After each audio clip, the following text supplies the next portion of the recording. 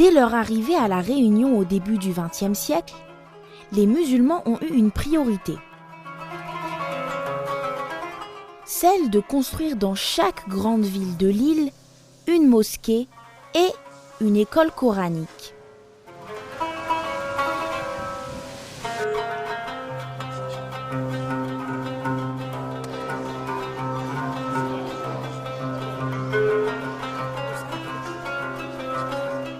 L'école coranique, qu'on appelle médersa ou madressa, a pour but premier l'apprentissage du Coran, qui est le livre sacré des musulmans.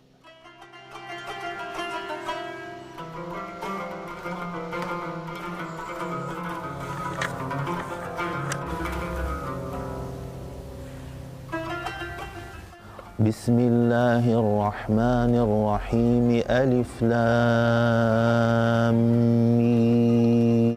ومن الناس من يقول آمنا بالله وباليوم الآخر وما هم بمؤمنين. Chaque enfant musulman ira donc à la madressa aussi naturellement qu'il ira à l'école. Les cours ont lieu les lundis, mardis, jeudis et vendredis soir après l'école, mais aussi le mercredi et le samedi matin. Un emploi du temps a priori bien chargé.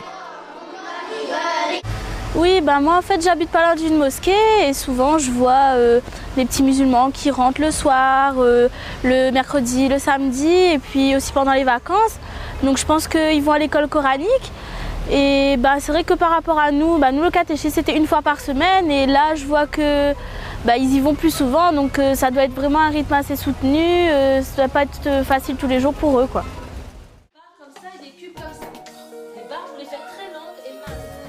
Après une journée bien chargée, Nazim, qui est en CM2, sort de l'école.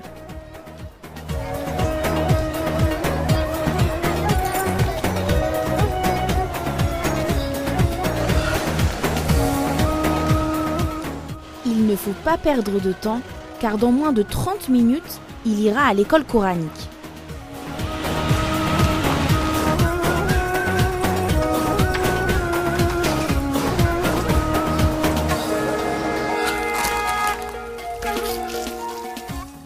Il a tout juste le temps de prendre un goûter, de se préparer, et c'est déjà l'heure de repartir.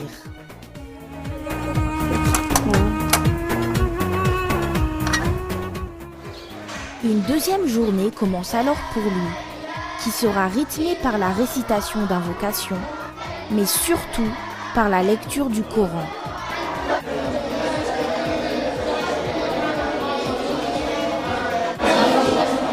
L'école coranique, c'est donc tout un programme pour les enfants et toute une organisation pour les parents.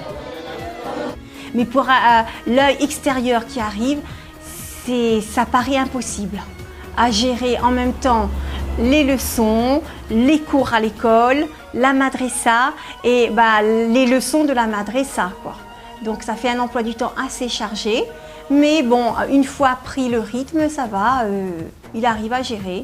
Mais il faut se dire qu'il ne se sent pas vraiment fatigué parce que par la suite, il va jouer normalement, il a le temps pour jouer, il n'est pas épuisé, quoi.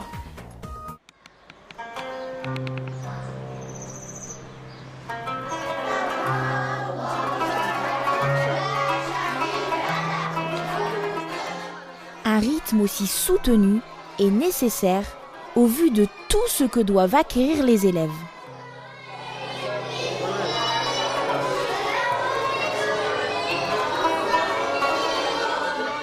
Compte tenu des horaires qui sont extrêmement resserrés, compte tenu du temps que les élèves et leurs familles peuvent consacrer à la médersa, l'essentiel est qu'ils maîtrisent les rites, qu'ils maîtrisent l'apprentissage de la lecture du Coran et l'apprentissage des règles qui régissent la religion.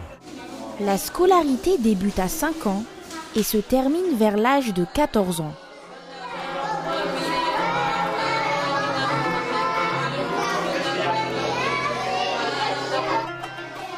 Les élèves apprennent à lire l'arabe par le biais d'une méthode syllabique pour enfin pouvoir lire le Coran et le mémoriser.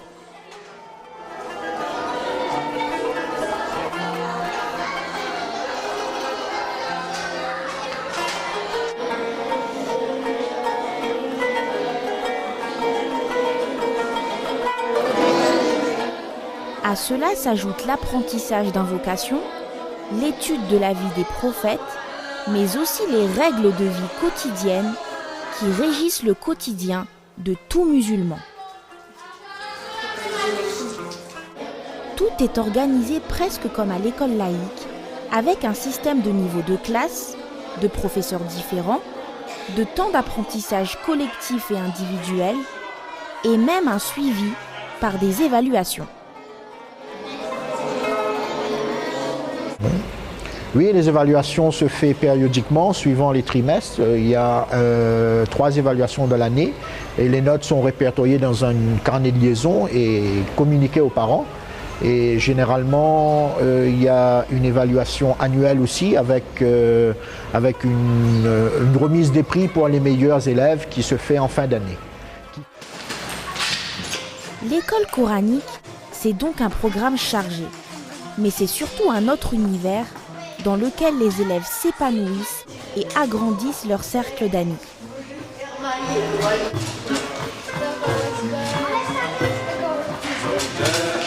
On essaie de faire en sorte que l'élève puisse aller à l'école et puisse venir à la madrasa.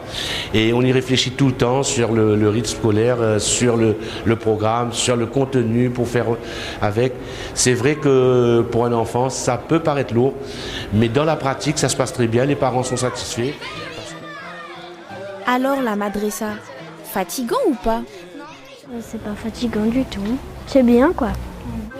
C'est vrai que des fois on est un peu fatigué parce que quand on sort de l'école le soir, on a envie de rentrer chez soi parce qu'en plus après on a fait ses leçons. La madrasa, certes ça prend un petit peu de temps, mais après on a énormément de temps pour faire ce qu'on veut. Comme par exemple, moi je fais du foot l'après-midi. Pour ces élèves, c'est même souvent une fierté de savoir lire l'arabe et d'avoir des connaissances que leurs camarades d'école n'ont pas. Mais après, il y en a aussi qui s'intéressent beaucoup. Par exemple, pendant toutes les récréations, elles viennent nous demander c'est comment l'arabe, qu'est-ce qu'on lit. Oui, il y a même des fois où on demande comment on écrive leur prénom en arabe. Oui, voilà, ils nous demandent de faire la calligraphie arabe, d'écrire les prénoms en arabe, tout ça.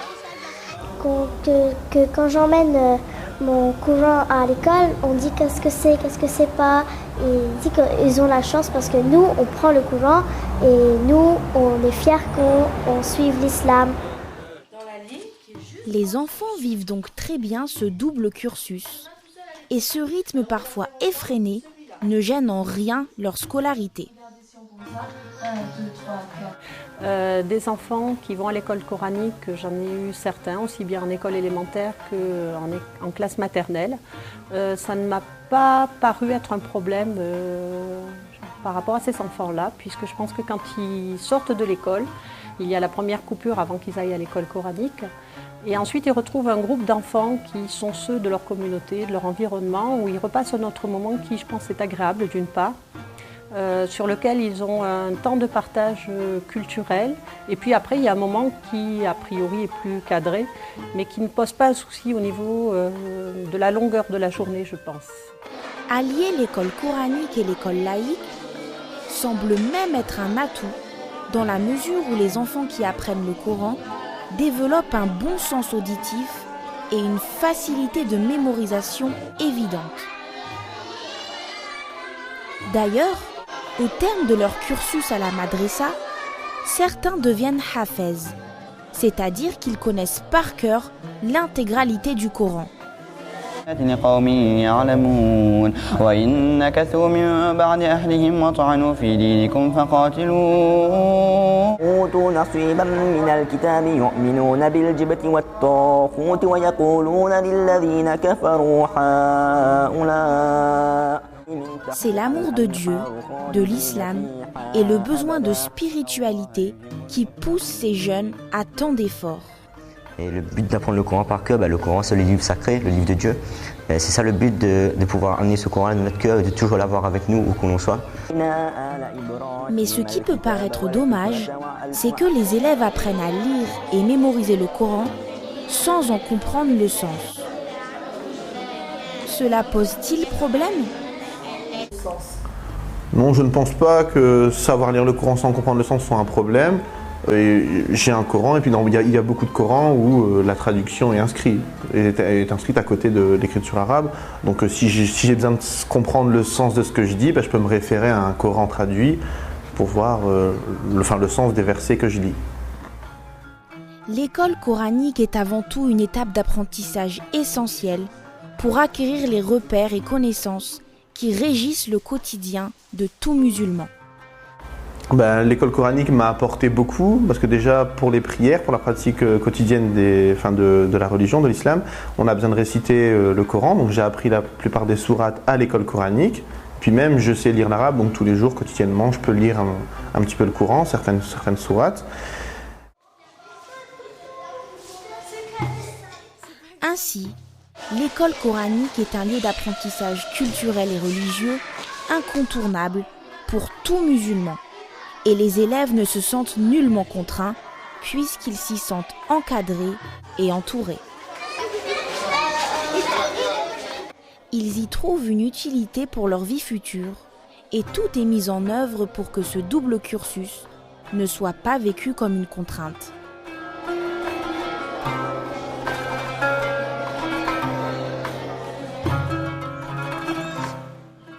Une autre solution existe pour allier école et madrasa. Il s'agit des écoles privées musulmanes. Il en existe une à Saint-Denis et une autre s'ouvrira peut-être à la rentrée prochaine à Saint-Pierre. Inch'Allah, ou si vous préférez, si Dieu le veut.